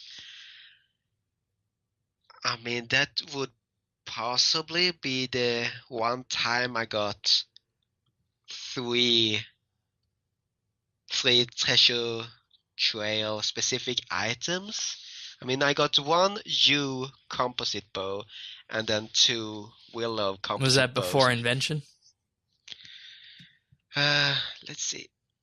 Because it must invention have been just set that stuff it up. must have been just before the... Yeah, it was just before they released the alchemical onyx. So it was like, yeah. But then I actually saved it because I knew it would be worth a lot later. And see and behold, the alchemical onyx was released, and I actually watched the stream where they told us that it would be fortunate components, and you know what that happened when they tell something on the stream? It's panic buy. That's panic right. Buy and panic sell once. That's right. So that certainly hit me well, and I bought composite bows from the GE for 50k each. So I could make my very own Luck of the Dwarfs that I'm still wearing today. That's nice. So, but I guess it would be that drop, one U composite bow and 2 willow, not because of the GE value at the time, but because I could use that to make my own Luck of the Dwarfs. All right. I have got numerous Robin Hood hats. I think it's something like 3 or 4 at this point, the number of Robin Hood hats I got over time. And,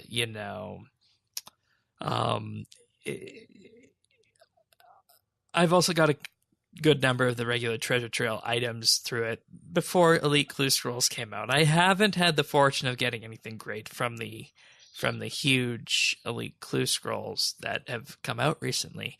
But when hard Clue Scrolls were the top of the tree, and that was the best you could hope for, way back in the day, gosh, I don't know, this might have been, I don't know if this was 07 or 06. Oh, dear. Let me just see when this was, because I don't know if this was out at the time. Let's see. I'm not going to spoil what this was because we all know. Okay. So don't make me suffer, Shane. Yeah. It was. It had to have been sometime in 2007. I was doing a clue scroll. I started it one night and then finished it the next day, and it in some ways built a RuneScape superstition around RSBANDB that whenever you're going to go to the dentist and you're going to have oral surgery done, you ought to do a clue scroll before, because this was the day I was having wisdom teeth extracted, all 4 of them. And that when that happened, I ended up getting 3rd Age plate legs, believe it or not. Wow. And this was when those were worth around 220 million GP. Wow. So this ended up providing a lot of my funding for what I was working on at the time. So that, of course, this was large farming? cash. Yeah, farming, of course. So Yeah, Third Age Plate Legs. That is my best clue scroll item. And, there's a bit of a story behind it. And those apparently are still going for around 500 mil right now. And that was my only time I ever got one of those. So, yeah. Wow. Mm-hmm. Oh dear, Shane, you almost killed me with the anticipation. What was it? What was it? Yeah, it had to have been 2007 because I sold it before the GE was a thing. Oh, so you just stood at Varrock East Bank and spammed selling Third Age plate legs? Yeah, I think so. Oh, Or did the GE okay. come out in 07? Yeah. Okay. So yeah, Actually, it was like... I remember doing a very good deal in 07. Okay. If you got time for a small story. Sure. So I was at the Gielinorian, the new biome, in full Addy armor, and I really wanted a challenge to duel people. So I met this guy in rune armor, and see and behold, I actually beat somebody in rune armor. So, and he was like, "Oh, what's that plate body you're having?" And I'm like, "Oh, this is Adamant's plate body. Nothing special." And he's like, "Oh, trade me. I want that." So I traded him, and see and behold, for my adamant plate body, he traded me 2 adamant 2-hand swords and 1 dragon scimitar. Ooh, that might have been worth a lot back in the day. Yeah, so I actually didn't have any knowledge about dragon more than that was some high level stuff. That was the extent of my knowledge back in the day. So I traded, and he accepted, and I tried to equip it, and it said you have to complete Monkey Madness before you can wield this item. Of course. So there I was with an item I couldn't use, and I'm like, I have no idea what this is worth. So I went to the Varrock East Bank and started spamming selling Dragon Scimitar, and one person traded me, and see and behold, he gave me 120k. Ooh. And that was way more money than I had ever acquired. I mean, this was the time when I was just running and picking red berries and selling them to players. One method I had back in the day. So, and I was like shocked. Wow, 120k, and I still got those 2 Addy swords. So what I did was I took 100k and started spamming buying Granite Maul and brought my first Granite Maul for 100k. And then it was straight to the Hill Giants and test it and get some big bones and leveling up prayer. Nice. Yeah, see, so we all have stories like that, and mine came from a clue scroll, and yours came from a lucky market encounter. So. Yeah, I don't know why I ripped off that Hasselmere beard. I mean, we two are all this. Alrighty, well, if you want to send questions in, or discussion topics like Flash and Pernasius did, you can email them to questions@rsbnb.com. We also take voicemails or text messages to 571-57BNB, which is 571-572-2632, or you can leave us a DM on Twitter @RSBNB. So we're going to jump straight into tech news right now, and Google had a boatload of announcements this week. They announced new Google Home products, including Home Mini and Home Max, as well as the new Pixel 2 and a new Pixel Book Chromebook as well. So, of course, the thing here that most people are going to be interested in, first of all, is the new Pixel 2.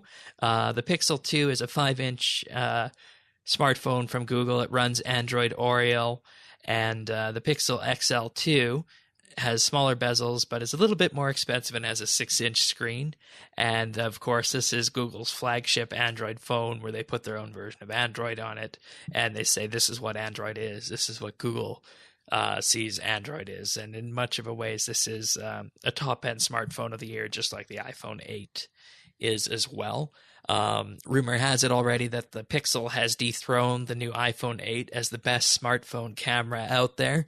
So we'll have to see what the pictures look like when they finally emerge. You ever use Android? You have any interest in a new smartphone? Yeah, actually, ever since RuneFest, I took some pictures with it, and I realized that, oh man, my phone is from the Stone Age. I have to switch this one out. Especially when I was trying to film, I noticed that the lightning of the area really messed up the focus on my phone. Right. So I have to switch it out soon. And when this new kind of technology comes out, it's always interesting how people are reacting to it. There was always this, what we call the tech nerds, who's always buying it and doing in-depth analysis if how well it fares. And then there's those who come behind the reviews, that they read first, they make a smart choice, and making sure that what they are putting their money on, it's worth. And then we have the people like me who doesn't buy any new tech until it's completely broken. So what they also announced with the new Pixels is they announced what they're calling Google Pixel Buds, which is Google's own wireless versions of earpods that Apple has. And, you might think, oh, this is just another set of earpods or earbuds out there that can connect to my device. And, oh, maybe it can do provide some good sound quality. But the new Pixel earbuds from Google have the ability to automatically translate text that you're hearing or speech that you're hearing and play it back. So I got a bit of a video demo here that Google had from this. So I'll just play some of it right now. All right, we got a bit of an ad first, so we'll get to that first right as soon as I can skip this. But it works for any number of languages out there. So let's just have a listen and see. Hey Isabel, how's it going? Hej Isabel, hur är läget? Helt okej, tack. Absolutely okay, thank you. What do you think of these cool new headphones? Vad tycker du om de här coola nya hörlurarna? Mitt team designade dem, så jag tycker de är ganska coola. My team designed them, so I think they're pretty cool. So there you have it, live translation of speech from these headphones. Yeah, that's very impressive. I have to say, for those not familiar with the language that was translated, that's actually Swedish. Oh, and, I had no idea. I'm a Swede myself, so I could tell that the translation was on point. So there was nothing wrong with it, and it would pass for, if I was walking down the street there, it would pass. I mean, from this example, it was as on point as it can be. I mean, languages will always have this, that one word means a lot of different things in other languages. But from this sample alone, it was on point, and I'm actually very impressed. I mean, just walking down the street and somebody talking in English and it translates into Swedish. I mean, wow. That really brings up a whole new area. Right. And I mean, some of the hardest languages in the world to learn: Russian, Chinese, Japanese, Korean. You might be spending, say a month in Japan or something, but you don't want to necessarily learn the entire language. You can take these and you can walk through the streets of Tokyo, and you don't have to worry about if you're going to be able to speak the language if you get lost or something like that, right? So this is very much setting a direction for Google going forward. Yeah, I only hope that this isn't becoming the starting line of being non-international, that in a very far away future we have everything translated to us, that we still put effort into learning other languages. Right. But it's, as you said, this is a very good thing to have if you're only making a temporary stay at Japan or Russia or any other place that has a language that you don't understand. Now, they also brought out the Google Pixel Book, which is a premium Chromebook in the body of a standard laptop, it's going to sell for about $1,200 US. Remains to be seen how well that'll sell, because I have only really heard of Chromebooks being successful in the education market, and I don't know if a normal individual is ready to adopt a Chromebook if they can just adopt a tablet, right? So we'll have to wait and see on that one. Yeah, that remains to be seen. Waiting for those reviews. Yep. And also with this Home Mini and Home Max, just new Google Home products for speakers and whatnot. So not too much to write home about there. All right, our next piece of tech news is Microsoft-based, and Microsoft is killing off Groove Music. So you might be wondering, what is Groove Music? Well, Groove Music is Microsoft's music subscription service that was bundled with Windows 10 and the Xbox. A lot of people were really shocked about this because, Microsoft, Google, and Apple, they all have their own music streaming services. You have Google Play Music for Google, Apple Music for Apple, and Microsoft is here killing off Groove Music that existed on the Xbox, Windows Phone, and Windows 10. And basically what Microsoft is offering to people who are Groove Music subscribers is that you can get a free 60-day trial of Spotify Premium, and your Groove playlist will be transferred over to Spotify as well. But come December 31st of 2017, the Groove Music app will no longer offer the option to stream, purchase, or download music. So it's effectively just going to become a music player at that point. So I don't know. Like, I know there are lots of fans of the Groove Music app, but I also know that there are a lot of people who are out there who just use Spotify. So I don't know. Have you ever used Groove Music, or are you a Spotify user? I mean, I'm more of a Spotify user, and I'm telling this to everybody listening. It's not because Spotify is Swedish or anything, but yeah, I really like the huge selection of music and everything that Spotify stands for, and the services. So, but it's still a bit shocking hearing about this. Yeah. I mean, they're offering a 60-day trial, but I mean, that's limited. Yeah, and it sets off real alarm bells for what Microsoft is doing as a platform. They're the only ones who don't have a music streaming service now. Microsoft has enough money in the bank that they could buy Spotify if they wanted to. And I mean, you have to look back to the 1990s to see this, because in the 1990s, Microsoft was constantly vilified in the press of the day because they were tagged as a monopoly, because they integrated Internet Explorer so deeply into Windows 98 that you couldn't remove it. And it played such a pivotal role of the experience on Windows 98 and Windows ME to a degree that it caused Microsoft severe legal issues. And ever since then, they have been really careful to not step on toes and appear too monopolistic. But I think this is a point where they need to be aggressive in the industry and step themselves out there and differentiate themselves from everyone else. And Groove Music did that. And I mean, I don't know if they have enough money to purchase Spotify. I mean, I'm sure they could make it work if they wanted to, but could you imagine what the story we'd be talking about here this week if Microsoft had bought Spotify rather than them killing off Groove Music and saying, oh, you guys just go use Groove Music, or rather go use Spotify, and here's a free 60-day trial. What they did sends shockwaves through the Microsoft ecosystem, and anyone who is intertwined with the Microsoft ecosystem, OneDrive, Windows 10, Xbox, and of course Windows Phone and the Surface, everyone who has one of these products is going to be utterly shocked. And that's not a good message to send to the consumer base. So I really hope that this works out for Microsoft, and I hope it's not a retreat into, let's just say, familiar territory of the enterprise, Windows, and Xbox, because that is their successes, and if they're retreating there, then that's a little bit odd at this point. So, yeah, that's the reason why it's so shocking, and as you said, I'm really hoping this is gonna end up well. Yeah.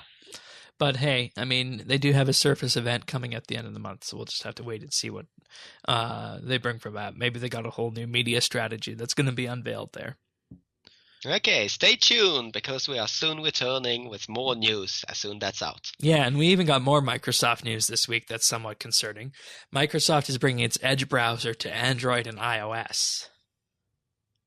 Ooh. Yeah. Now that's interesting. So I don't know. I'm pretty sure that the way it works on Android is that if you want to use a different default browser other than the one that's provided, you can do that. On iOS, you can still install third-party browsers, Chrome or Firefox and now Edge. But if you click a link, say in the Mail application on iOS, your link will open up in Safari. So using a different browser on iOS isn't exactly something that you can commit to 100%. So it'll be interesting to see if Microsoft is able to work around that and provide hooks into their various email apps and whatnot to use Edge. So this is a shocker as well, because Microsoft has their own Surface platform for tablet, and they also had the Windows 10 for the phone. But if they're moving Edge to mobile, that sets off more of those alarm bells, because sure, Google has their own platform and they put Chrome out for iOS, but no one uses Edge on their Windows 10 PC that I'm aware of. Edge had great promise when it appeared on Windows 10. I used it for a bit, but at the end of the day, I had to go back to Chrome or Firefox. So I'm struggling to see what the purpose of this is, aside from Microsoft attempting to appear platform agnostic. The one thing that you have to make sure when launching something, it's that it's accessible to people. If I take an example that's quite close to me, they are building a train station in the middle of nowhere. And I'm asking myself, why are they doing that? And I'm asking around and they're saying, they need to have a train station for when they build their houses. I'm like, okay, well, that makes sense. Well, now we have a train station in the middle of a field with agriculture. So I think this is the same thing here, that they are being aggressive, that they are trying to get it out and make sure that it's accessible for everybody. And as you said, there are things with Chrome and Firefox that Edge can't touch at the moment. But before they fix that, I think it needs to be accessible for everybody and everything. Yeah. So you think it's just a way of extending their reach out to the iOS and Android platforms? It's not necessarily something we need to worry about on the mobile side of Windows. I don't actually think so. Now that I've been reaching out more, they could potentially start to look into the functionality. What can Edge do that Chrome can't? That's a very tough question, but if they sit down and talk about it and come up with a couple of answers to that, then Edge can actually have a huge benefit of being released today, rather than after, when they come with that. All right, so let's hope it's not all doom and gloom then. Sounds good to me. All right, so our September skill of the month and October skill of the month updates. Our September skill of the month finished with Pernasius winning the summoning skill of the month with 54.9 million XP gained. Second place was Gemandy52 with 20.3 million, and third place was Flash with 12.3, or 12.5 rather. Fast forwarding to the October attack skill of the month. Yeah, people are real thrilled with this. Pernasius has gained 904,000, Gemandy52 has gained 34,000, and X-Blades has gained just over 2,000 XP. So, not much to write home about in this attack skill of the month. Kind of flat. But we do also have Inventor September, the Informer Roundup, written by our own King Cullah, covering the various articles we had in RuneScape for RSBANB Informer this September. We had, of course, It's RuneScape Tradition for Tannis, talking about Double XP Weekend. Alex's Analysis Automations, all the raging for Invention. Colton was back with NPC Profiles this month, covering the Gnome Child. And I talked about 10 years of iPhone and the release of the iPhone 10. I would recommend everyone have a read at the Gnome Child article. It is absolutely hilarious because you see Gnome Child in game, but Gnome Child you have in game is not the Gnome Child you have online, and what everyone else knows is Gnome Child. Mm-hmm. So definitely would recommend giving that a read. Informer.rsbnb.com. Oh, the memes. Yes. Oh, the That's what Gnome Child is all about. You don't say. So we're going to run through some achievements. What do you got for our first batch? So we got Jade Gizmo, who got 99 construction at the 3rd of October 2017. Well, this year, congratulations to Jade Gizmo. And then we have Daydreamer, 99 fishing on the 3rd of October. Congratulations to you too.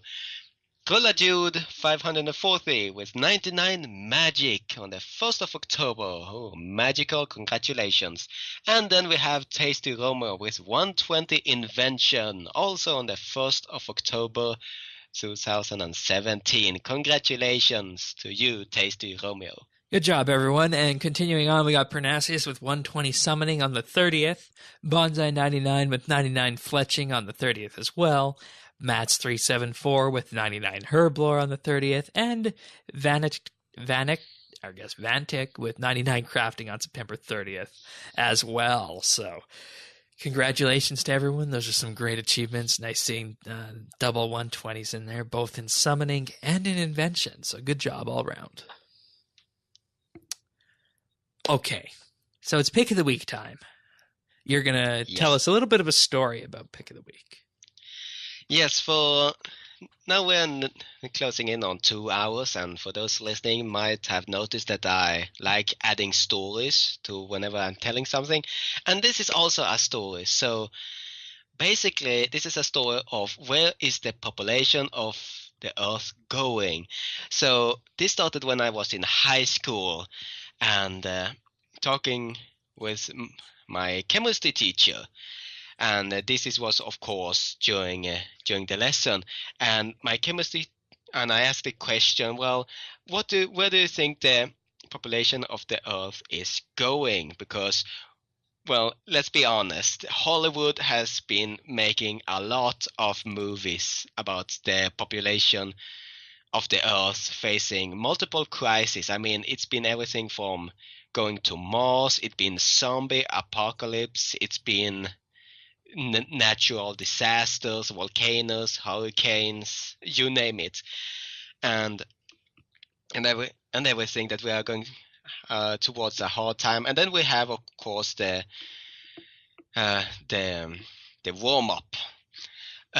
So I went to the whiteboard and talked about this to the whole class.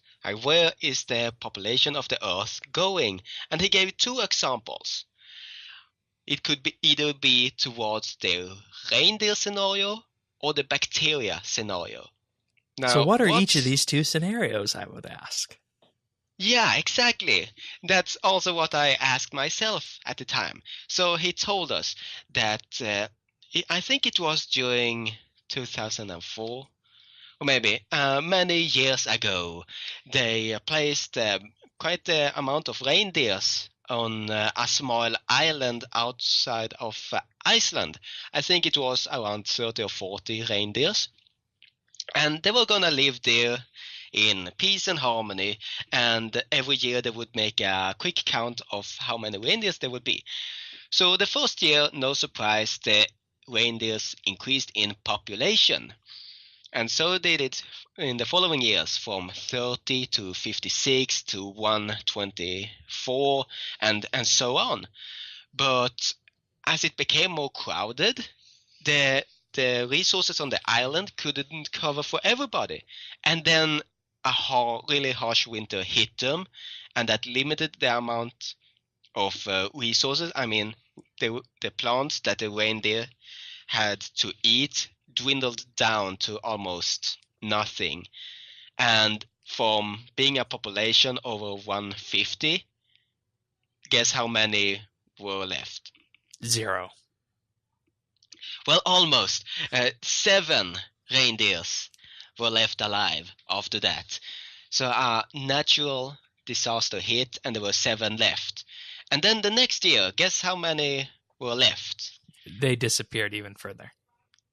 Yeah, now it became 0.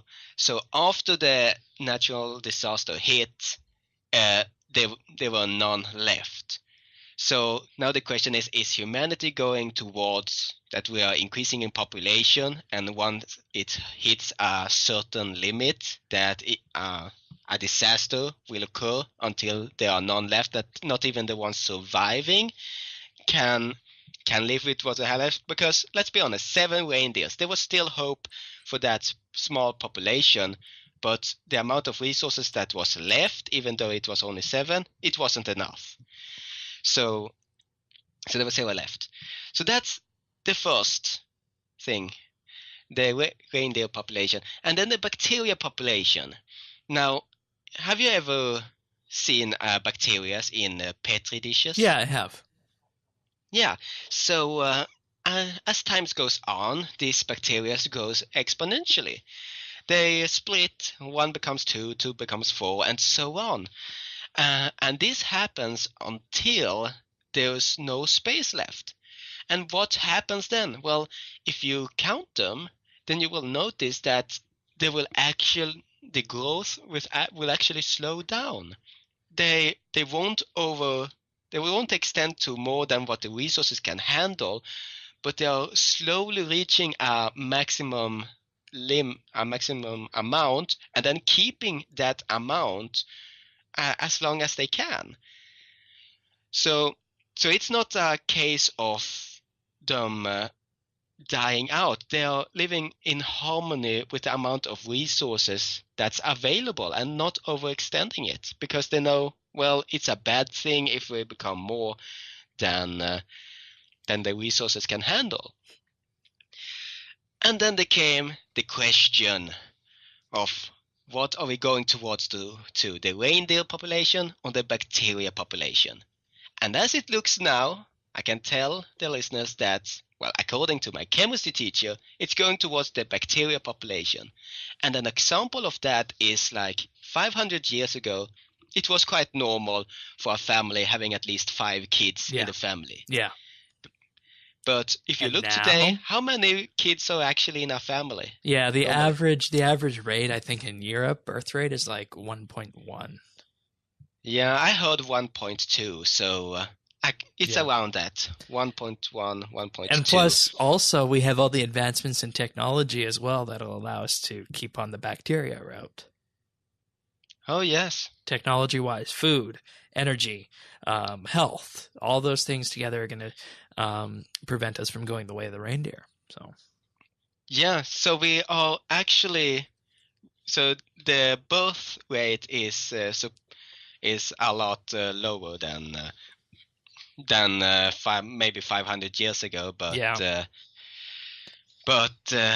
we are not going to overextend as it looks like now, but yeah, only time will tell, I guess. But I guess hopefully this will comfort some people who are sitting in their homes and hoping that we won't become more than the resources of the Earth can handle, and we have to migrate to Mars. Yep. Well, thank you, Tycho, for that. That definitely helps a lot. I'm very pleased with that. So, all right. So as we wrap this up, what have you been up to on RS? So, as I mentioned, I lost my comp cape, well, a while ago, ever since the amnesty period ended. Oh, I love the amnesty period of keeping the comp cape without rushing to 120.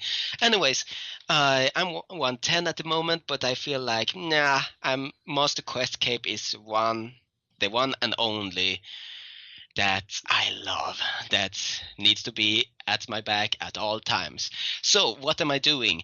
The answer is I'm actually trying to get closer to the community, and not by posting on the forums or anything, but actually bank standing with my clan quest Vex and talking to people, helping noobs, and maybe giving some free stuff.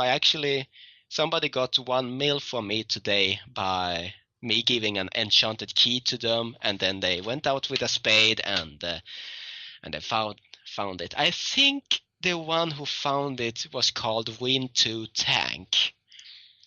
Oh, that's an interesting I think name. it was. So shout out to him if I'm right. So that's basically what I'm been focusing on talking with the community, talking with the clan, and helping people customize their action bars, because there's actually a surprisingly amount of people who don't have an efficient action bar that struggles with PVM and thinks that EOC is the baddest thing in the world. Yeah, we got a lot of work to do on that still. Yeah, so that's actually something that I would like Jaggers to do. That if you go to the Lumbridge Combat Academy, you can get an action bar from it to your style. But the bad thing about that is it's ordering it above from level to level, with the lowest level ability to the highest one, and that's the total opposite of what you really want. If you go to the RuneScape wiki, it got some really nice examples there that you really can use for Slayer or anything, and with Revolution. So if something, I would actually like Jagex to take that one example and add it to the example bars they are giving out at the Lumbridge Combat Academy. All right. We'll get a link to that in the show notes, because I think a lot of our listeners could also benefit from that. So that's good. Yeah, actually, why not? Just add me, Tycho, Elf, and ask me for a custom action bar. Why not? Right on. All right. As for me this week, I have been focused on my customer support clue scrolls. Probably got around 1.5 mil in total from doing that. In addition to that, I have just been fishing. I have been arc fishing, and it pains me to say it, but I have been topping off my rods after I finish at my island with the waterfall, because I'm going for that invention leveling. So, yeah. Well, you're not alone in this world, Shane. You're not alone. Yeah, I might change to ranged, augment a crossbow and augment some armor, and just go kill something ranged based and see how that goes. So we'll see. But that's about it for this week. And that's it also for this week's episode of RSBAND Update. So thank you, Tycho, for doing this. Hopefully we'll have some good fun together as we go on. If today was any indication, we will definitely be on that path. I don't think there's anything else before we go. No, I'm only hoping that nobody noticed that I got a little bit of the flu, called the Rune flu from RuneFest. I know it's been 1.5 weeks, but I hope nobody noticed. Nah, you're doing great. Well then, if you guys want more full show notes, are at update.rsbnb.com. We're also on Twitter at RSBNB, where you can chat with us and find us in the interweek of all the Informer articles and whatnot that we put out. And if you also want to chat with us in-game, we're in Friends Chat Bits Bytes. And until next week, have a good week, and thank you for sharing your time with us.